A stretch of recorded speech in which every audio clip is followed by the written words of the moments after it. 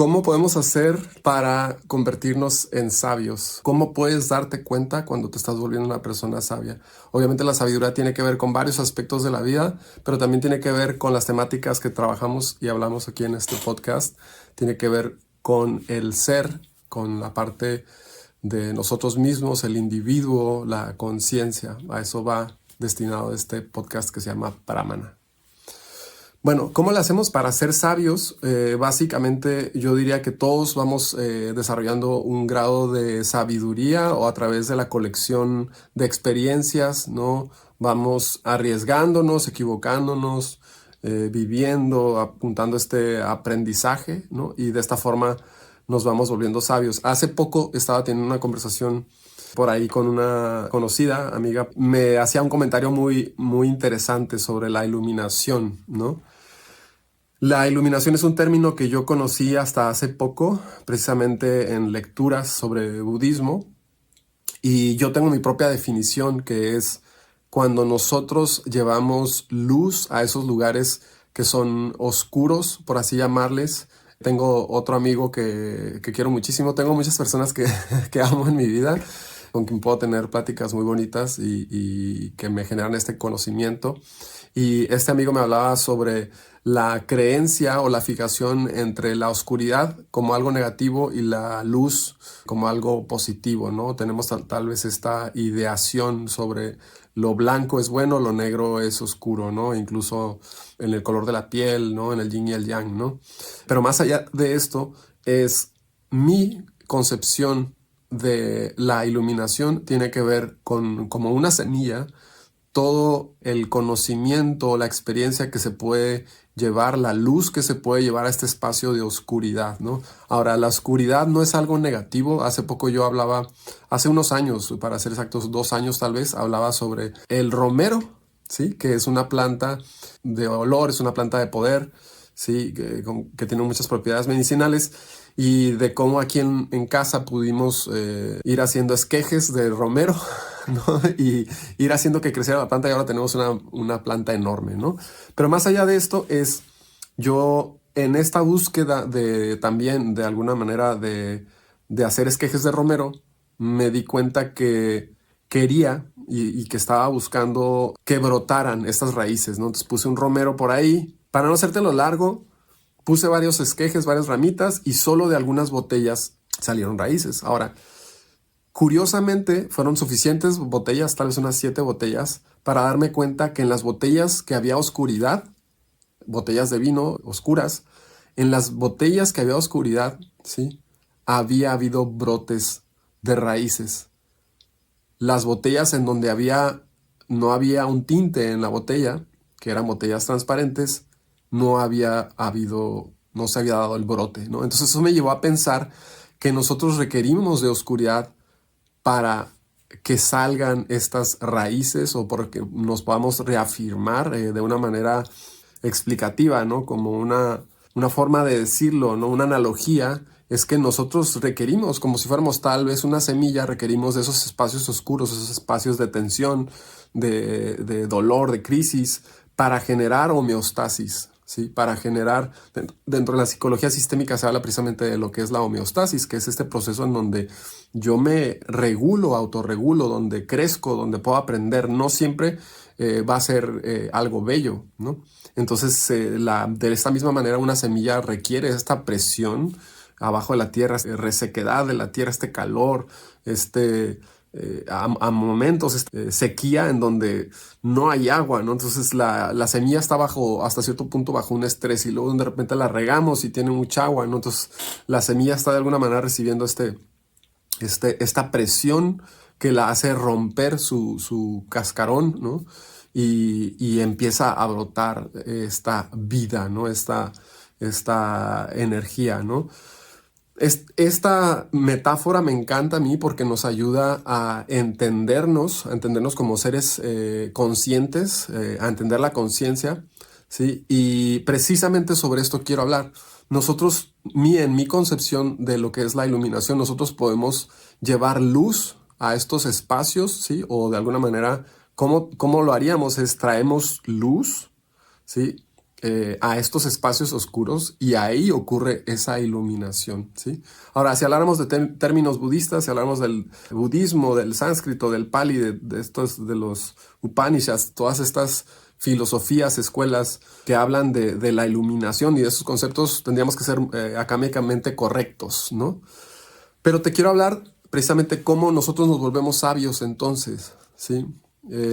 Primero tendríamos que entender a lo mejor o definir qué es la sabiduría para nosotros.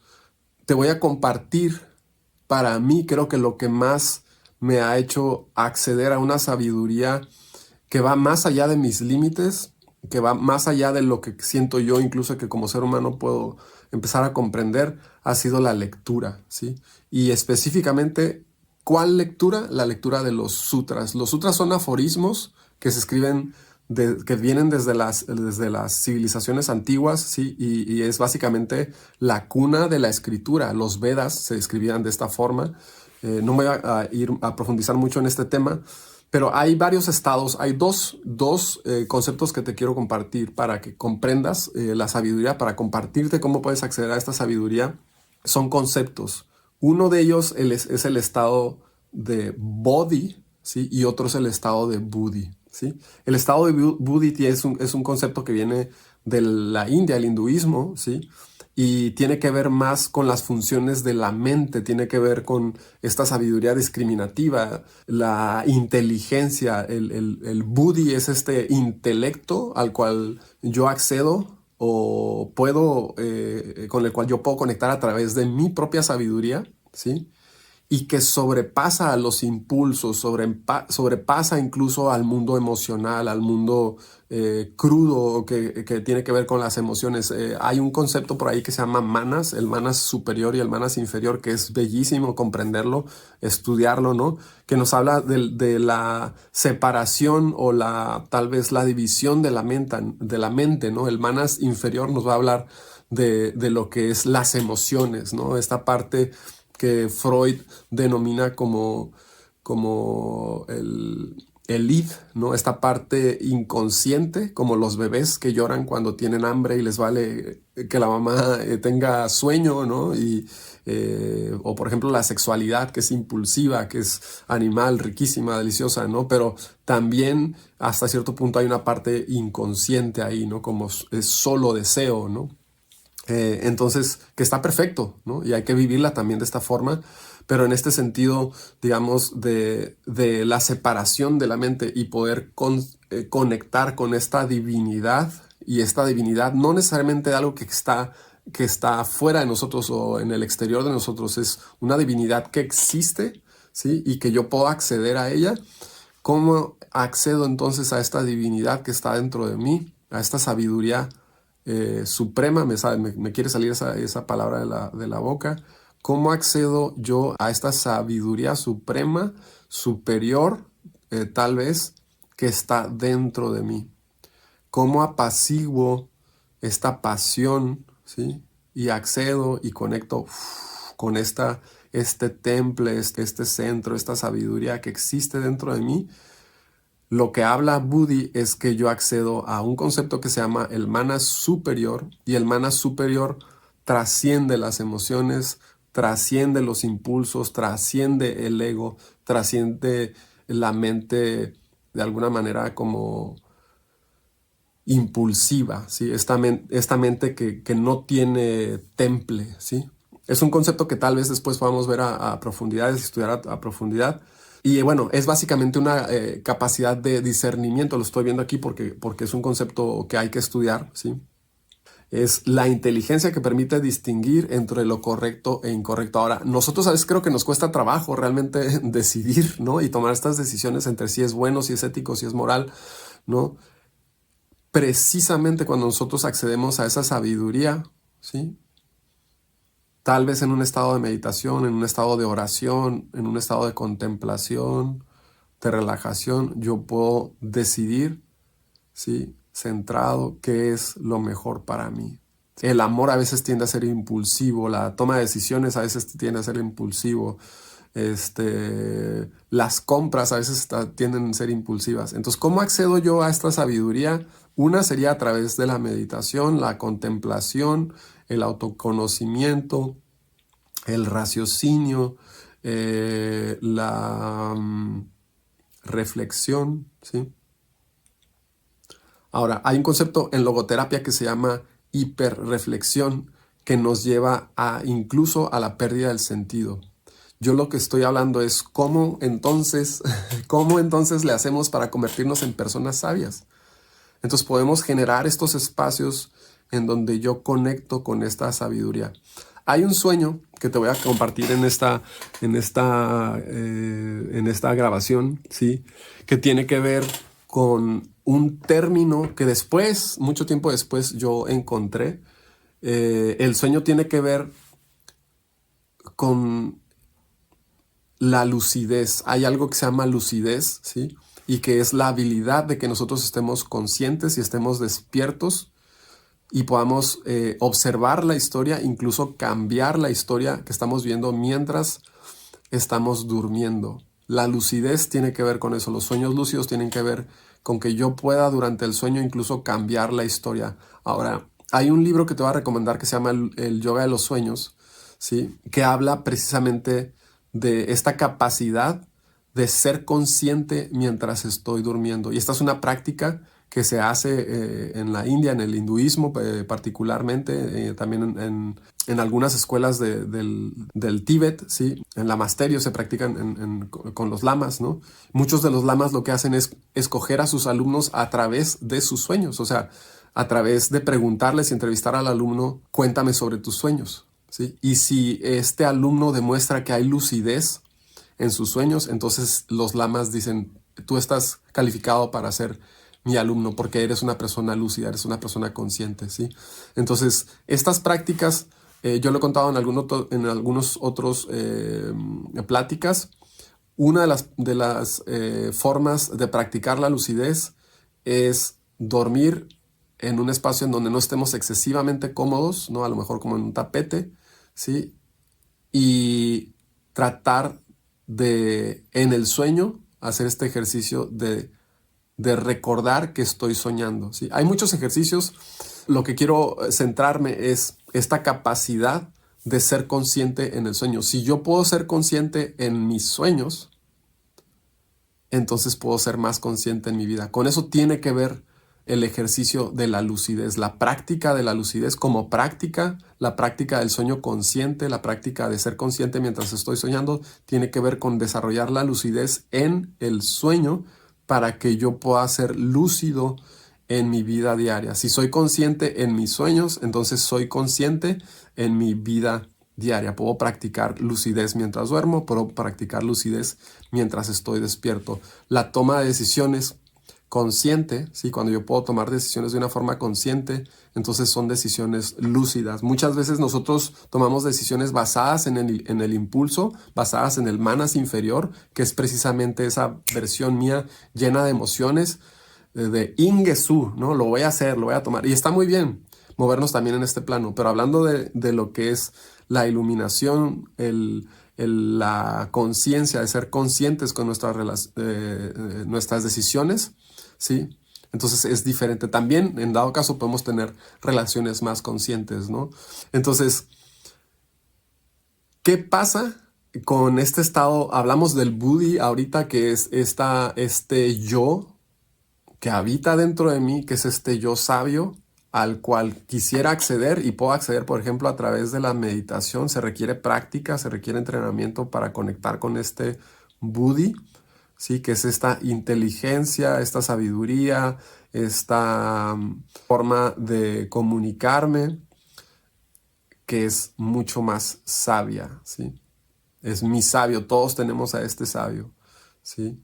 Es articulada. Y está el otro término que es bodhi, que es más bien un estado de iluminación. Ahora te voy a platicar de un sueño que te estaba por ahí mencionando, tratando de mencionar. El bodhi es un estado al cual accedo yo, es un estado de despertar, un estado de iluminación, ¿sí? Es como la iluminación en sí, cuando yo accedo a la iluminación. ¿sí? Ahora, ¿qué pasa? ¿Qué pasa cuando yo me accedo a esta iluminación? Normalmente la iluminación o el despertar son dos cosas diferentes, pero lo quiero mencionar así.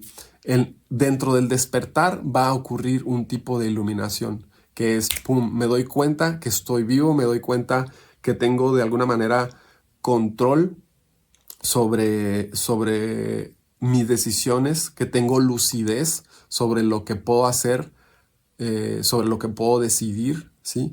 Entonces, Bodhi es un estado de iluminación, es el despertar espiritual y significa literal despertar. Viene del sánscrito, también se practica o se habla de esto en el budismo y literal la palabra significa despertar. Ahora, te voy a platicar un sueño en donde personalmente creo que a través del estudio de los sutras y a través de las lecturas, lo más cercano en donde uno empieza a encontrar respuestas tal vez a los sueños y fue literal un tropiezo con algunas lecturas que después de un tiempo dije, wow, o sea, ese sueño que tuve es esta lectura que estoy haciendo. Tiene que ver con este concepto de body, ¿sí?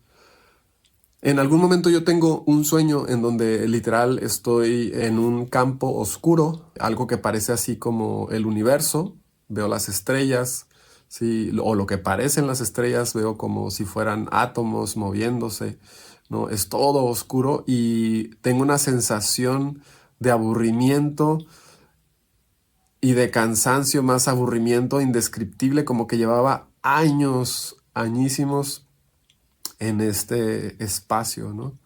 Y de repente me doy cuenta de que estoy ahí. Y al darme cuenta de que estoy ahí, puedo moverme. O sea, antes de que pueda moverme, me hago consciente de que soy consciente, ¿sí? En esta vastedad de oscuridad, me doy cuenta de que soy consciente. Eso es para mí lo que vendría siendo body, el estado de body, que es el despertar. Esto lo tuve en un sueño en donde literal surge, después de darme cuenta que estoy consciente, surge la intención, ¿sí? Entonces, si le pusiéramos a esto un orden es body y luego intención. ¿Qué intención surgió aquí? Surgió la intención de buscar en este sueño, en esta vastedad o de oscuridad, dije, ¿en dónde estoy? ¿Sí? Y surgió este deseo de buscar en el sueño, porque se veía como el espacio oscuro, de buscar mi cuerpo. Entonces volteé a buscar mi cuerpo, ¿sí? Y no había cuerpo, solo había espacio, ¿sí? Volteé hacia el otro lado y solo había espacio. Volteé hacia todos los lados en 360 grados y solo había espacio. Entonces ahí me di cuenta de que esto no me di cuenta en el sueño, simplemente lo soñé. Después, a través de la plática, a través de ir recordando este sueño, me fui dando cuenta que ahí me había vuelto consciente, ¿sí? Eh, entonces, ¿qué ocurre después de que me vuelvo consciente en este sueño? Viene la intención de moverme. Y justo cuando deseo yo moverme, bueno, espero que te haya gustado este episodio número 3